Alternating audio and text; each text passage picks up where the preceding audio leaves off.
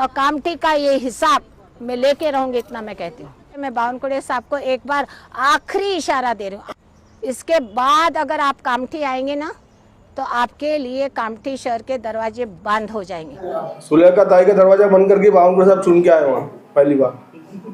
कामठी में चुनावी महासंग्राम, आरोप प्रत्यारोप तेज, बोगस वोटिंग पर बवाल, उम्मीदवारों का भविष्य ईवीएम में कैद। कामठी की राजनीति में इन दिनों चुनावी महासंग्राम चरम पर है। आरोप प्रत्यारोप का दौर लगातार जारी है और माहौल गर्माता जा रहा है। उम्मीदवारों का भविष्य भले ही ईवीएम में कैद हो चुका हो, मगर राजनीतिक दल एक दूसरे पर निशाना साधने का कोई मौका नहीं छोड़ रहे हैं।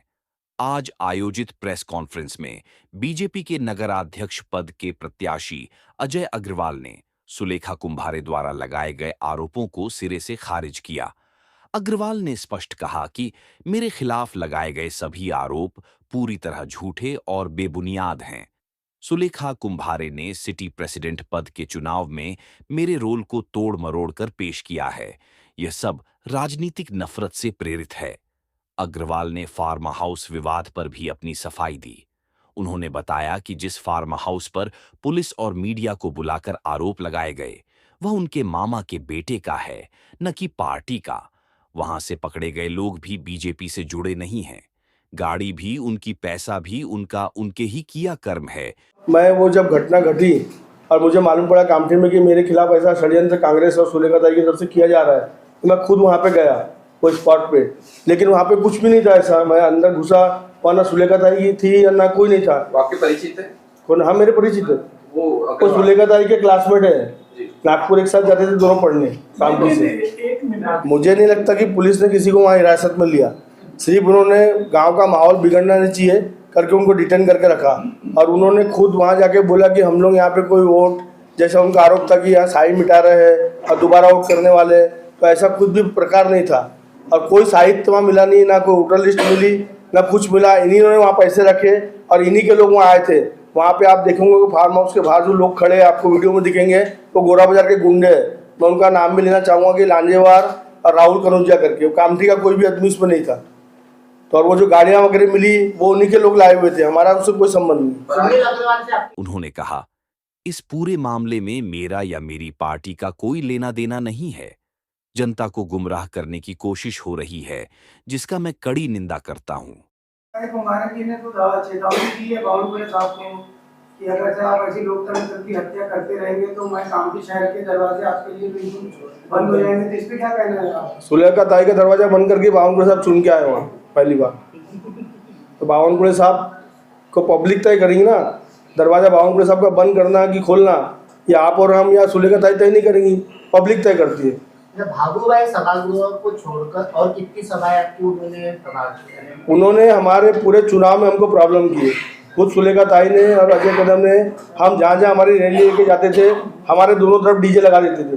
जैसे हम किसी से बात नहीं कर पाए, हम अपना प्रचार नहीं कर पाए। तो अपना प्रचार कर रहे होंगे? नहीं तो हमारी रैली के आगे पीछे प्रचार करेंगे। जहाँ हमारी रैली रहती है वहाँ उनकी 2 गाड़ी डीजे की आज़ादी थी और जोर से आवाज़ में हमको प्रचार नहीं कर रही थी। बहुत जगह किए, भागूभाई मंदिर और निम्बाजी अखाड़ा, जो जिसके अखाड़े के अजय कदम यानी वो पूरी वहाँ का जो समाज भवन है वो लोगों को देते हैं, उस पूरा पैसा बावनकुळे साहब का दिया हुआ है। ऐसा वो क्यों करती थी? क्या आपका व्यक्तिगत उनके साथ में कुछ नहीं? उनको टिकट नहीं देने से उनको चिढ़ थी, मेरा व्यक्तिगत किसी से कुछ नहीं है। तो साहब रैली की परमिशन अगर लेने पड़ती है क्या? रैली की परमिशन नहीं, तो वो कैसे आ जाती थी? नहीं उनकी तो गाड़ी थी ना, वो तो परमिशन रहती है ना कामठी में घूमने के लिए। की गाड़ी रहती है, जो डीजे की गाड़ी रहती है अनाउंस की, वो तो परमिशन पूरे शहर की रहती है ना उनके पास। तो क्या फिर अगर आप नगराध्यक्ष से चुनकर आते हो तो क्या पर्टिकुलर एरिया को छोड़कर विकास करोगे? नहीं, ये तो हमारे बावनकुळे साहब का, भारतीय जनता पार्टी का कभी ऐसा विजन रहा ही नहीं। हम तो विकास के मामले में जात धर्म पंथ और पार्टी लाते नहीं है। ऐसा क्यों हो रहा है कि कामठी पर ही सवाल निशान खड़े किए जा रहे हैं? अगर लोकसभा से लेकर विधानसभा और अभी नगर परिषद के बात ले लें, दिल्ली तक है मामला गुंजा हुआ है, फिर को उसी को हाईलाइट करने की कोशिश की जा रही है, ऐसा आरोप है? अब चंद्रशेखर जी बावनकुळे की महाराष्ट्र लेवल पे एक छाप बन चुकी है विकास के नाम पे और बाकी सब चीज़ों के नाम पे, तो उस सब चीज़ों का परिणाम रहता है कि एक आदमी के काम, उनकी मेहनत, उनका किया हुआ विकास, उनकी सोच ऐसा तो लोगों को लगता है कि इनको डैमेज करना चाहिए करके उनको बदनाम किया जाता है। वहीं बहुजन रिपब्लिक एकता मंच की प्रमुख सुलेखा कुंभारे ने पिछले दिनों गंभीर आरोप लगाए थे। उनका कहना है कि महसूल मंत्री चंद्रशेखर बावनकुले और बीजेपी ने कामठी में बोगस मतदान करवाने की कोशिश की। कुंभारे ने दावा किया कि फार्म हाउस से फर्जी वोटिंग करवाई गई और यह सब बावनकुले 100 के इशारे पर हो रहा है। कामठी का यह राजनीतिक टकराव अब चर्चा का बड़ा मुद्दा बन चुका है। आप महसूल मंत्री का आप इस्तीफा दीजिए, मैं मुख्यमंत्री को बोलती हूँ इस आदमी का आप इस्तीफा लीजिए, ये संवैधानिक पद पर बैठने लायक नहीं है। ये सुलेखा ताई तुम्हारे दरवाजे बंद करेंगे। इतना नीचे स्तर का राजकारण, छोटा सा इलेक्शन है, बहुत बड़ा इलेक्शन नहीं है, एक नगराध्यक्ष का इलेक्शन है, इसमें इस तरीके से करोड़ों रुपए, यहाँ करोड़ों रुपए भी मिले, अंदर में करोड़ों रुपए मिले, वहां पर एक CCTV कैमरा है। और सबसे बड़ी बात यह है कि आप लोग जानते हैं कि कुछ महीने पहले यहाँ पर रेड भी पड़ी थी, यहाँ गंदा काम चल रहा था, गंदा। सच क्या है, इसका फैसला तो जांच और परिणाम के बाद ही सामने आएगा, लेकिन फिलहाल कामठी का माहौल पूरी तरह गर्मा गया है। नागपुर से रीता खरेतिया की रिपोर्ट,